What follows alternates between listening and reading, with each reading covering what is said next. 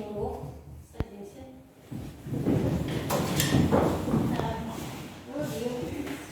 Ребята, сначала я вас попрошу встать с места, чтобы разделиться на группы.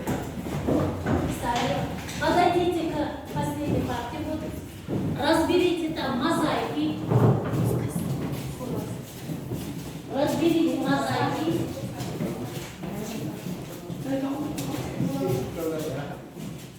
Разберите мозаики. Ну-ка, быстро. Уходим сюда. Уходим сюда. Так. У вас должно получиться два слова. Человек и природа. Пожалуйста. Разобрались? Человек. Пожалуйста, кто взял слово человек? В первую группу взяли все. Те, которые взяли слово природу, вторую группу. Так, занимайте свои места. Занимайте свои места. Так. Ребята, посмотрите друг другу. Так, посмотрите друг другу. Улыбнитесь. Улыбнитесь. Так. И покажите мне ваше хорошее настроение. Так. Улыбнулись друг другу? Верно? Так. Теперь, значит, я у вас вижу хорошее настроение. Так. Значит, оно должно быть активным и бодрым, да? Так, и рабочим. Хорошо. Значит,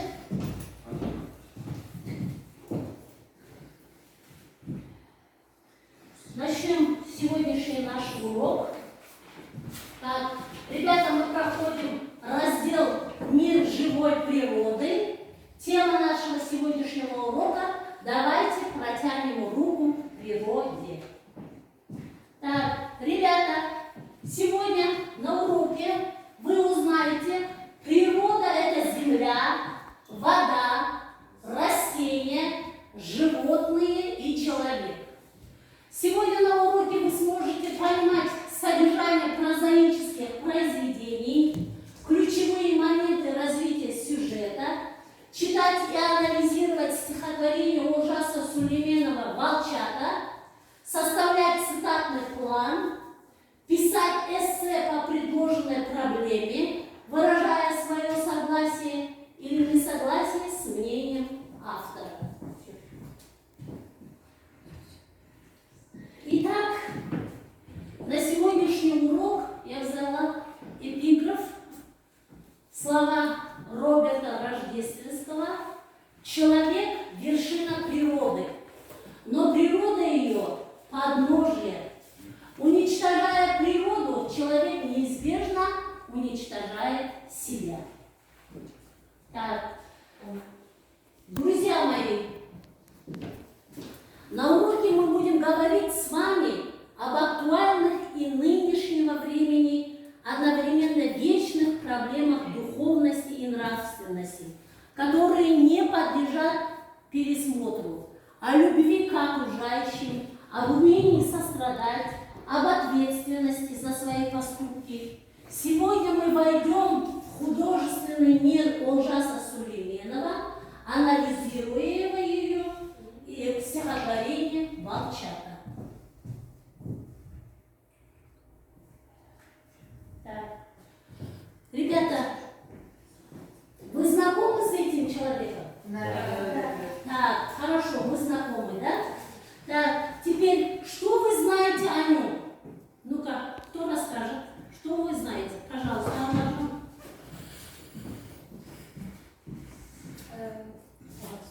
Олжас Сулейменов. Он поэт, ученый, политик, посол, мыслитель и исследователь. Так, хорошо. Олжас Омарович Сулейменов родился в семье Омархана Сулейменова в 1936 году. Прямого потомка Олжабай Батыра, офицера Казанского кавалерийского полка, репрессированного в 1937 году. Окончил школу в 1954 году и поступил на геолого-разведочный факультет Казанского госуниверситета, окончил его в 1959 году. Инженер-геолог. В 1959 году поступил в литературный институт имя Горького в Москве на отделение поэтического перевода. Первые стихи Сулейменова были напечатаны в 1959 году, в 1961 году вышла в свет поэма «Земля. Поклонись человеку», посвященная полету в космос первого человека планеты Земля Юрия Гагарина и сборных стихов Аргамики. «Солнечные ночи», «Ночь парижанка», «Вот обезьяне», «Ад и я».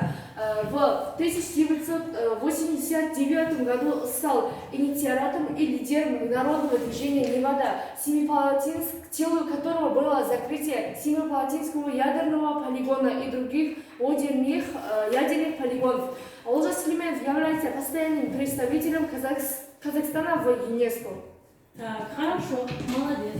Так, значит, мы узнали многое о Олжасе Омаровиче Сулейменове. Хорошо. Так, ребята, значит, в стихотворении «Волчата» у нас встречаются новые слова.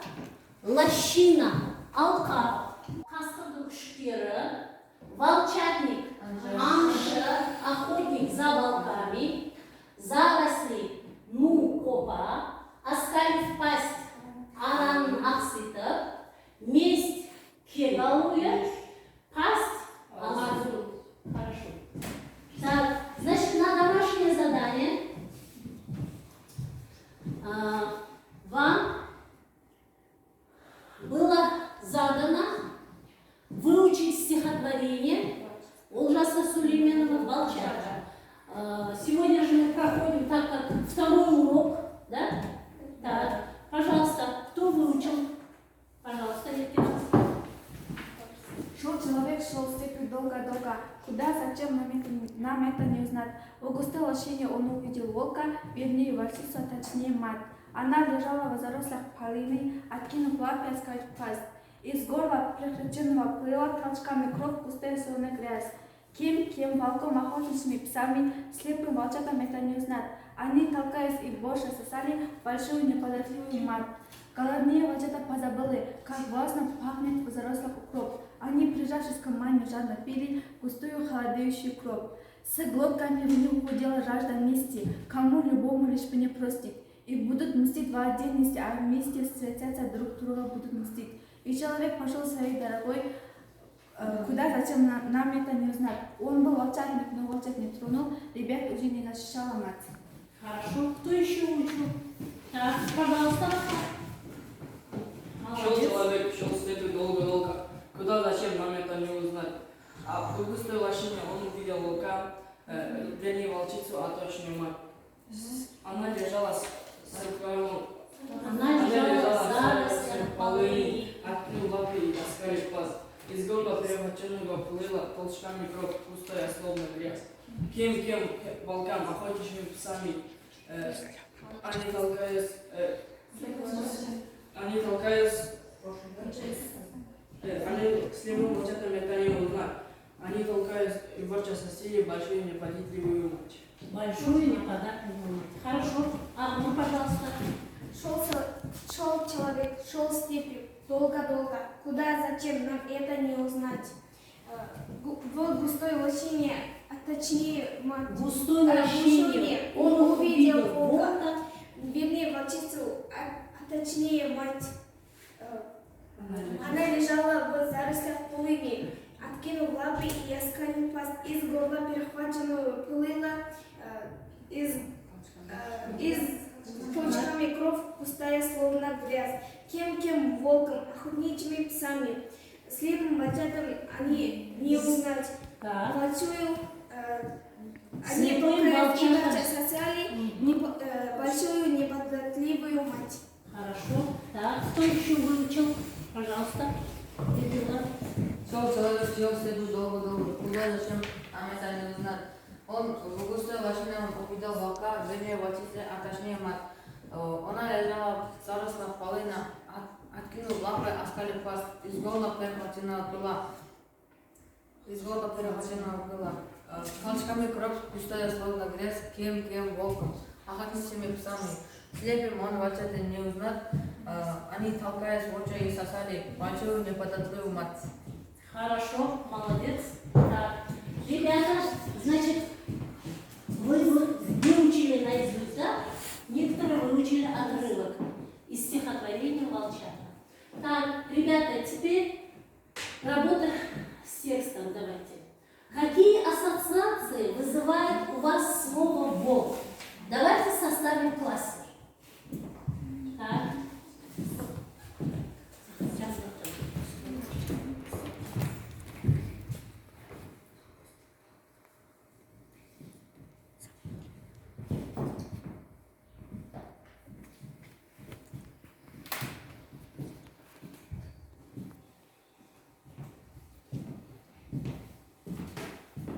так, все.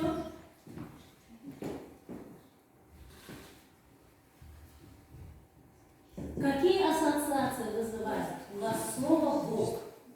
Так, волка мы знаем как хищного животного, да?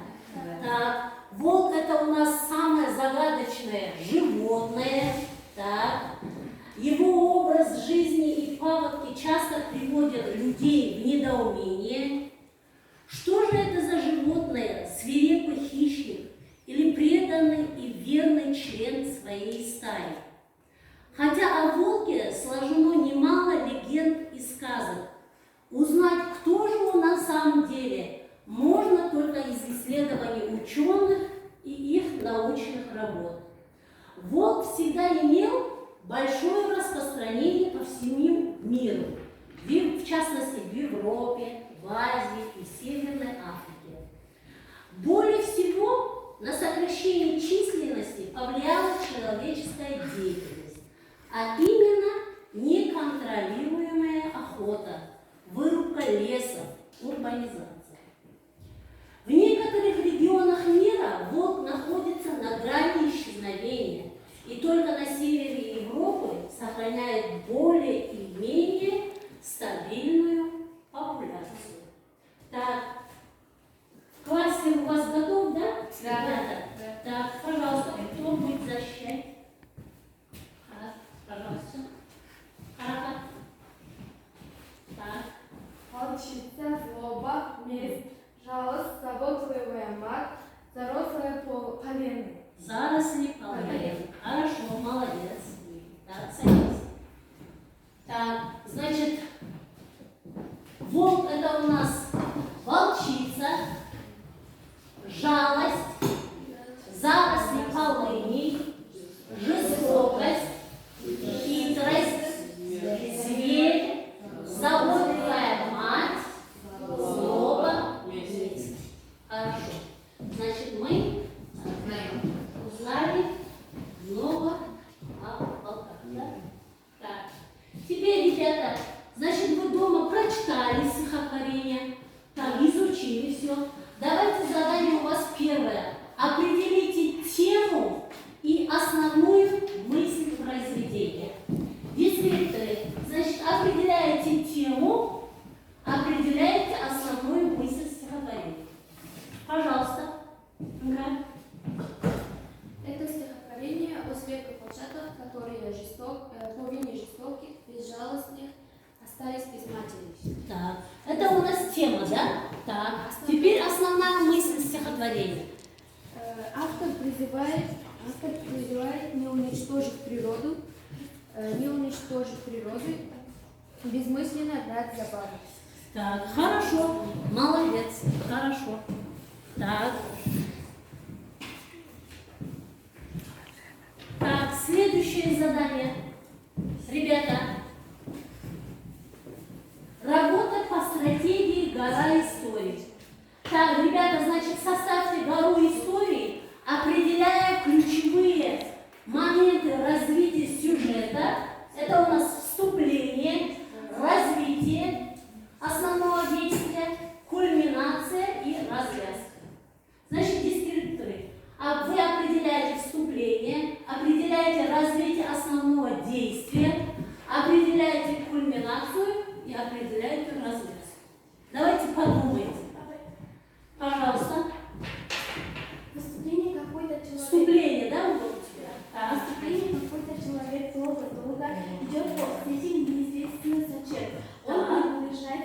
волчьему логову.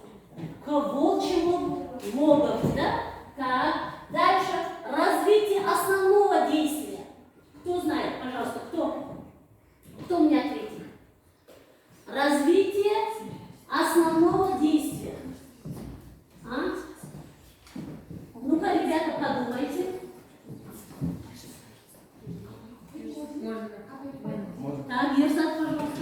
Ну, открывается страшная картинка. Описание убытия волчицы и это достижение сирот. Достижение силы, так, хорошо. Кульминация, Рахмат, пожалуйста. Кульминация. Поэт искусственного история человека. Поэт искусственного история человека в начале и в конце, показывая человека, Так, идущего по пути. идущего Гости. Спасибо. Хорошо. Так, теперь у нас осталась развязка. Пожалуйста, Алма. Развязка. Человек с трагедией, человек свидетель трагедии, Так, оказывается волчатником, но несчастных сирот не бывает. так. Значит, человек оказывается волчатником, но он опять уходит своей дорогой, да? Неизвестно куда, неизвестно зачем, не тронув маленьких волчат. Да? Так, хорошо. Хорошо, ребята. Так, следующее у нас задание. Это у нас третье задание. Какие средства образно-художественной выразительности использовал поэт для передачи бессмысленности совершенного хента зла? Так, давайте вспомним тропы, ребята. Значит, в тексте у нас встречаются метафоры, эпитеты, сравнения. Ну-ка, найдите в тексте. Пожалуйста. Так, эпитет. Да, пожалуйста. Так.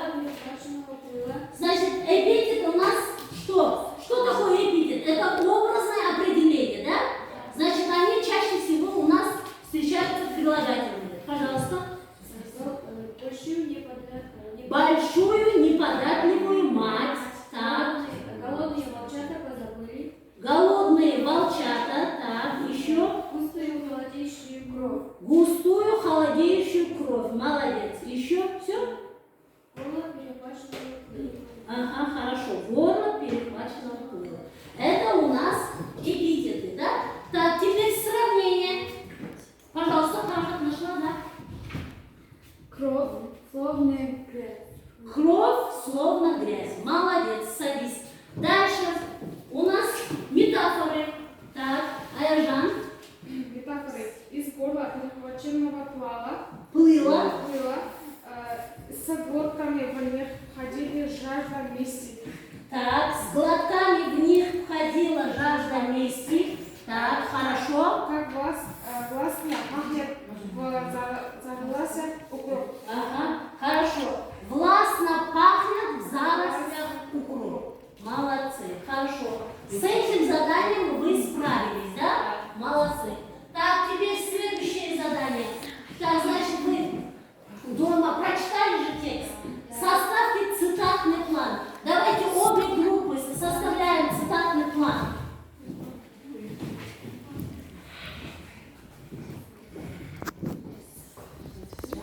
Так, цитатный план составляйте.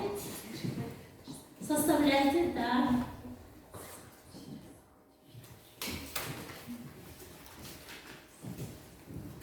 Так.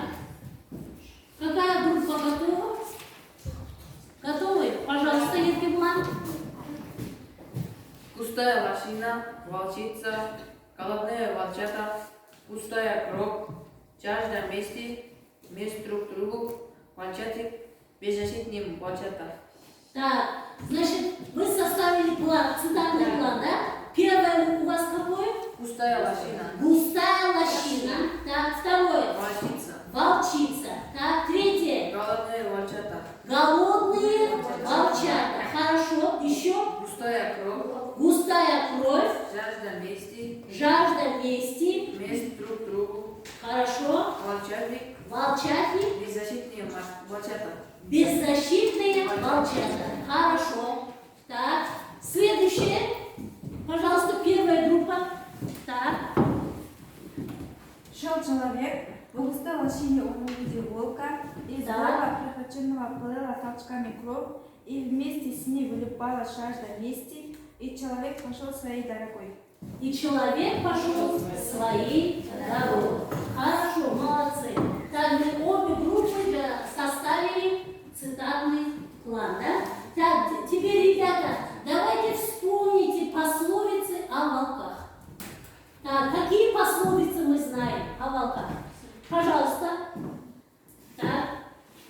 Аммажа.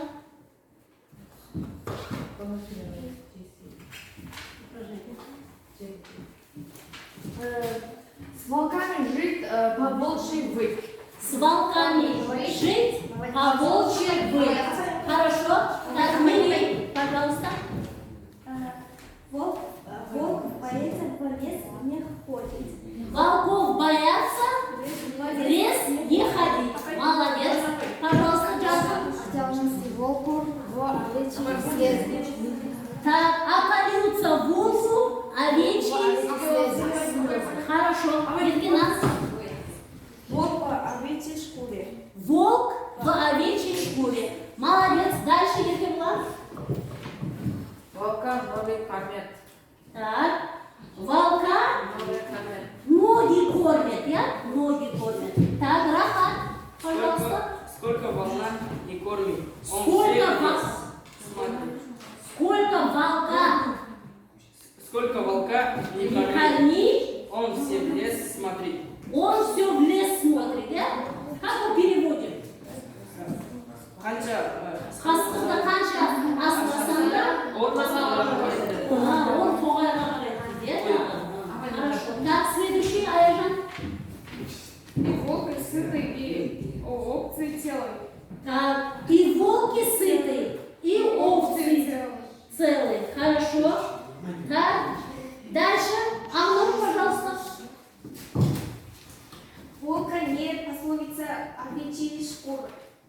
Так, волк. Овечьи шкуры. Волка не укроется овечьей шкуры. Молодец, хорошо. Так, еще, пожалуйста, Еркинас. Волк у пастуха не спрашивает, можно ли овец ловить.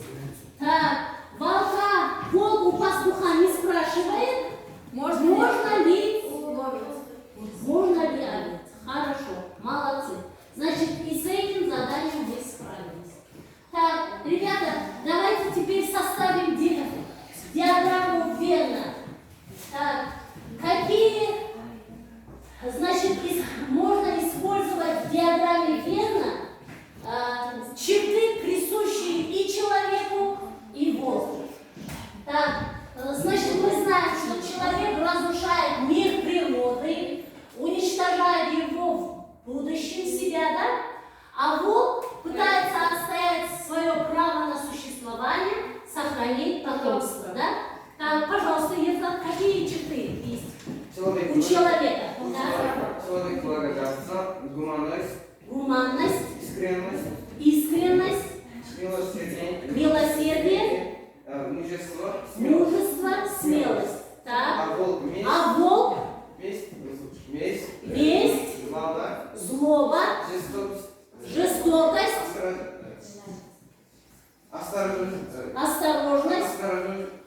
осторожность и ненависть. ненависть.